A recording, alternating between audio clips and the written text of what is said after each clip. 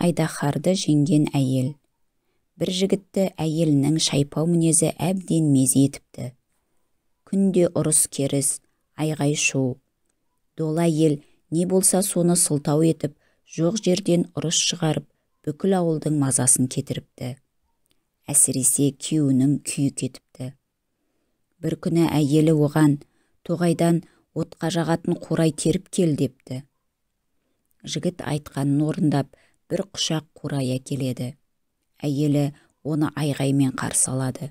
Мен саған ірі-ірі бұтақтарды әкел дедім ғой, мыйсыз оңбаған деп ұрса жөнеледі.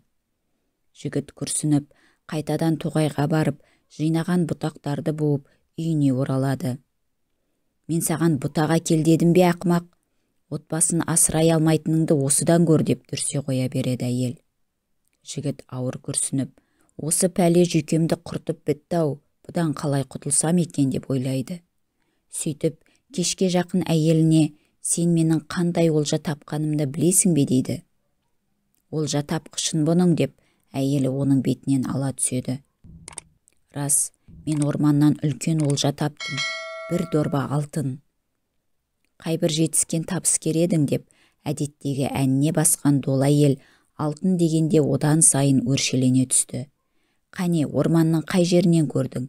Айт жылдам. Алтын терең орда, ертең барып аламын. Сенің оны алуға ақылың жетпейді, өзі бармасам. Сен шашып төгіп рәсуа қыласың. Таң ата ерлі зайыптылар арқан мен қап алып орманға барады. Жол бойы әйелдің ұрсудан аузы жабылмайды.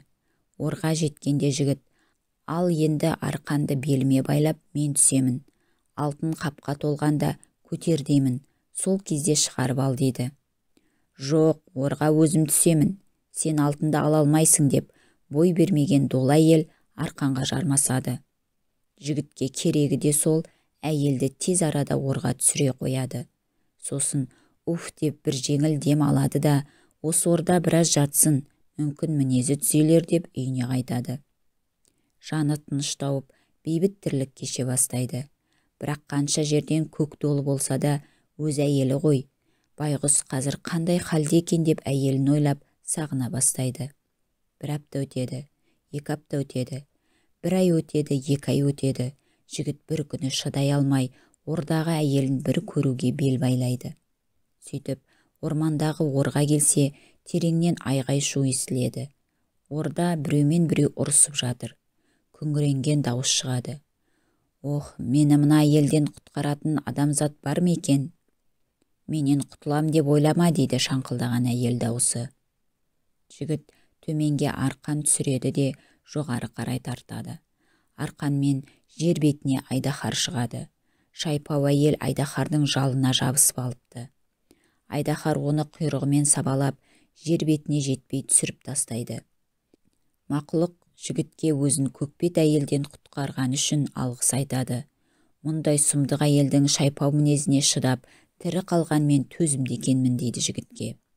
Оның тепкісіне аз уақыт төзген сен мықты болсаң, онда өмір бойы шыдаған менің мықтылығыма еш нәрсе тең емес деп күледі жігіт. Ойпырмай, шыдамың шыдамақ екен дейді таңқалған айдаһар. Сөйтеді де, менің жанымды алып қалғаның үшін, о адамзат баласы, сенің 3 тілегіңді орындаймын дейді. Бірақ байқа, егер тілегің 3-ден асып кетсе, бірден жұтып қоямын. Жігіт ауылына оралып тіршілігін жалғастыра береді. Бір күні көрші ауылдан бір айдаһар өзеннің суын бөгеп, сала құлаш болып жатып алды. Ауыл сусыз қалып, мал шөлден қырылып жатыр деген хабар келеді. Жігіт ауылындағылар көрші ауылдың адамдарына, біздің айдаһардың тілін табатын батырымыз бар дейді. Жұрт жігіттен көмек сұрайды.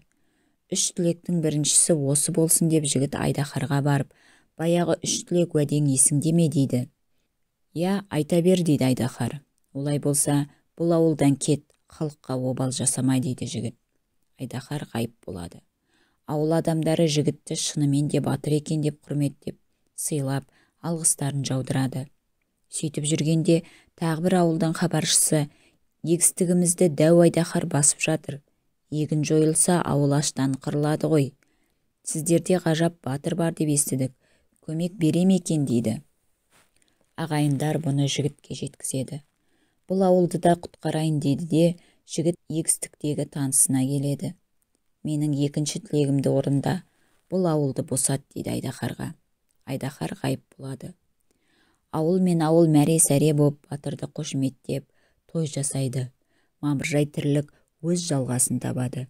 Сөйтіп бейқам жатқанда, тағы бір ауылға Айдаһар барып, адамдар қорыққаннан үйлерінен шықпай қалды. Ауылдың малын жұтып жатыр, малсыз ел аштан қырылады ғой деген хабар келеді.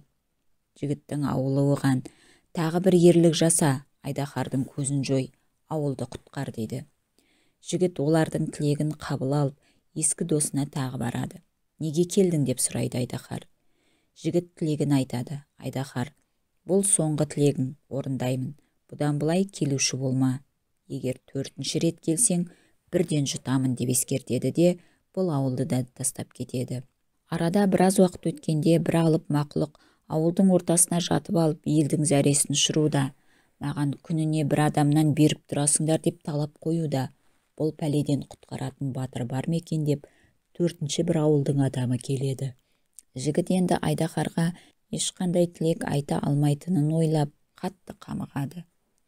Ал туысқандары болса, бәрі жалынып 4-ші ретінде құтқар деп өтінеді. Жігіт бір қауым ел үшін бір жан құрбандық, не де болса көрермін деп аталған ауылға аттанады. Барса, ауыл адамдарының қайсысы қай күні жем болатындығы белгілі боп тізімге алыныпты. Бала-шаға, қатын-қалаш у-шу, жылап еңіреген дауыстар. Айдаһарға жұтылуға алғашқы адамды әкеле жатыр. Жігіт оларға тұра тұрыңдар деп халықты сабырға шақырады да, өзі Айдаһарға жақындайды. Мұны көрген Айдаһар, мен саған 3 тілегіңді ғана орындаймын, 4-ші рет келме деп едім ғой. Мұны неге ескермедің? Өз обалың өзіңе дей бергенде жігіт, мен саған өтінішпен тілек орындатуға келмедім. Баяғы ордаға ел есіңде ме дейді. Айдаһардың сұры қашып, орнынан қозғалақтап, иә есімде дейді, дірілдеп. Есіңде болса, сол әйел ордан шығып келе жатыр. Соны саған ескертейін деп келдім. Дін аманыңда бұл жерден кет дейді.